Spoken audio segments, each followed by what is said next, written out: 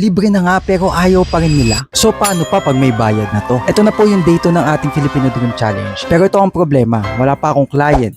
Wala pa akong leads at hindi pa tested ang mismong system ko. Nag-send ako ng 10 messages today. 5 lang ang nag-send, 3 sinabihan akong busy muna sila. Nung natira, tinanong ako ng anong mapapala namin dyan. Ang offer ko, libre. Full content marketing campaign, no catch pero walang kumuha. At dun ko na-realize na hindi sapat na libre ka. Kailangan clear ang value mo. At ito na ang yung una kong kalaban, rejection. Give value first, help them before asking for anything. Kaya ayon kay Alex Hormozi, huwag ka muna magbenta. Magbigay ka muna ng value mo. Kaya ngayong gabi, ayusin ko na tong offer ko. Gagawin ko ng pitch na hindi lang basta libre. Pero may result, may wow factor. Day 2 pa lang and I'm already learning the hard way. Libre is not enough. You still need to earn their trust. Abangan mo kung sino ang magiging first client namin. Baka ikaw na yon. Kaya follow for day 3. 3 lang ang tatanggapin namin sa aming free marketing service. Kaya kung gusto mong ikaw na yon, message mo na ako.